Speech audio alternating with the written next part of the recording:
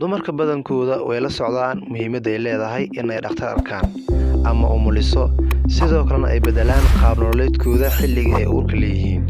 Laakiin waxaa sidoo kale muhiim ah si la mid ah in ay isbedelkaasi sii bilaabaan 3 bilood ka hor inta aysan uurka yeelan. Haddaba muuqaalkeena maanta waxaan ku qaadaa dhigaynaa sida ugu wanaagsan ee aad ugu diyaar garoobi lahayd maskax ahaan iyo jir ahaanba marxaladda uurka. sidoo kalena aad u hesho Ilaahay idinkiisa ilmo caafimaad qabo.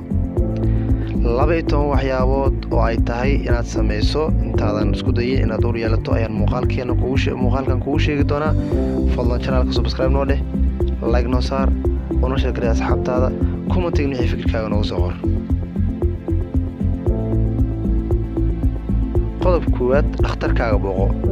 dhakhtarradaada waxa ay baaritaan guud ku sameyn doontaa xaaladaada caafimaad ee hadda iyo xaaladahaaga caafimaad ee hore.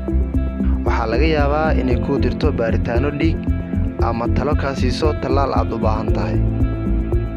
waxa ay kaala tali doontaa daawooyin ama daawo dhireed aad qaadato, inaad joojiso ama aad beddesho intaadan uurka yeelan. xaaladaha caafimaad ee waqtiyada dheer sida sokorta iyo neefta waa in la dejiyaa intaadan uurka yeelan. haddii aad miisaan leedahay waxaa laga yaabaa dhakhtarradaada inay kugula taliso in aad miisaanka iska riddo, taas oo yareyn karto in hadhow ay dhibaatooyin abuurmaan xilliga uurka. qodobka labaad, qaado kaniiniga folic acid 400 oo microgram. kaniinigan waxaan ka soo sameyn doonaa muuqaalkan ku xiga ayaan ka dhigi doonaa insha Allah.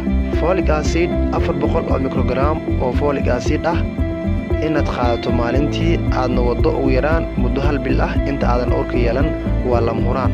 midaas ayaa yareyn karta 50 ilaa 70% in uu sameeyo xanuunka neural tube defects. neural tube defects waa cudur ku dhaca ilmaha yaryar, isagana insha Allah tacaala si gooni ayaan u faahfaahin doonaa. qodobka saddexaad, jooji balwadda oo dhan, sigaarka, qaadka iyo dhammaan maandooriyaasha. qodobkan kama wada sinno dumarka, laakiinse qaar ka mid ah dumarka ayaa isticmaala maandooriyaasha. haddii aad balwad leedahay waa xilligii ay ku habbooneed inaad joojiso. daraasad fara badan ayaa muujinaysa in sigaarka iyo maandooriyaasha ay keenaan in ilmuhu uu ku dhex dhinto uurka, ama in carruur miisaankoodu yar yahay ay dhashaan. xusuusnow, maandooriyaasha qaarkood waxa ay jirka ku jiri karaan xitaa iyagoo saameyntoodii muuqatay ay dhammaatay. sidoo kale waxa ay daraasaadka muujiyaan in sigaarka iyo tubaakada ay saameyn ku yeelato awoodda taranka fertility waxa la yiraahdo ee ragga, hoosna ay u dhigto tayada biyaha ragga. waxay sidoo kale daraasaadka muujiyeen in xitaa qofka sigaarka lagu cagcabo awooddiisa taranka ay isdhinto. qodobka afaraad, cunooyinka nafaqada leh ee caafimaadka kaba badso. weli maanad noqonin laba nafley, laakiin waa muhiim inaad hadda sii bilowdo inaad cunto cunooyin wanaagsan si jirkaagu u sii kaysado nafaqada uu u baahan doono xilliga aad uurka yeelato. waa inaad heshaa cunno isku dheelitiran sida qudaarta, fawaakihda, cunooyinka miraha ah, cunooyinka calciumka ku jiro sida caanaha iyo cunooyinka borotiinka leh. qodobka shanaad, qaadashada kafeeyinka. inkasta oo aysan jirin daraasaad si cad ah u xadidayso xaddiga kafeeyinka ee macquulka ah ee ay tahay in la qaato xilliga uurka, haddana khubarada caafimaadka waxay isku raacsan yihiin in dumarka qorsheynaya in ay uur yeeshaan iyo kuwa uurka lehba inaysan isticmaalin xaddi badan oo kafeeyin ah, maadaama kafeeyinka badan qaarkiis la xiriiriyo khatar dhicis.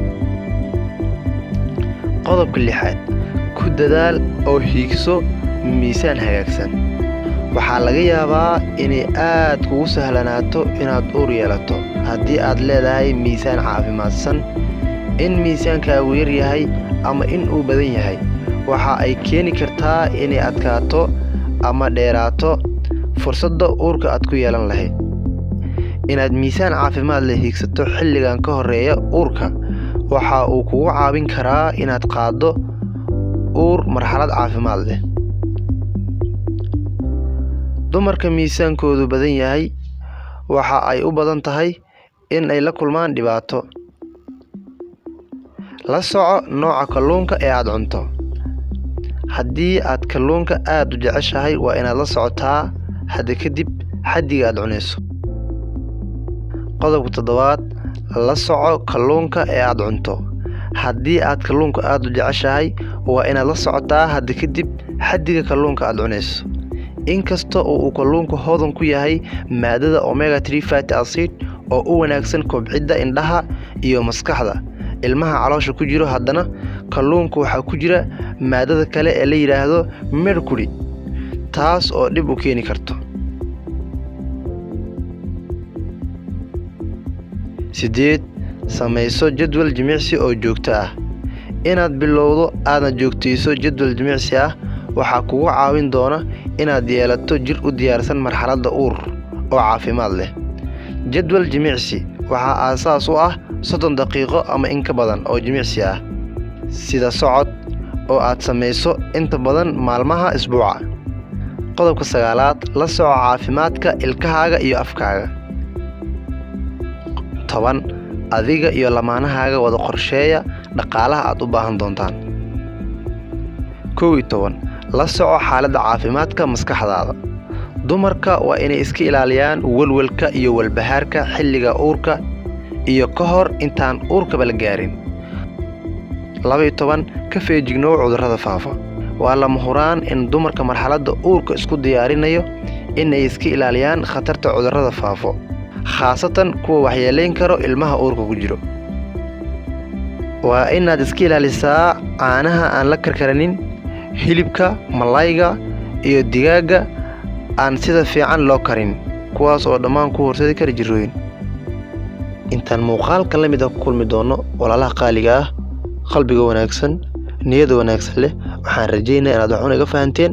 Fadlan haddii aad ka heshay muuqaalkan, channelka subscribe noo saar, like noo dheh, asxaabtaada u share garee, kuma tagin fikirkaaga noogu soo dhiibo.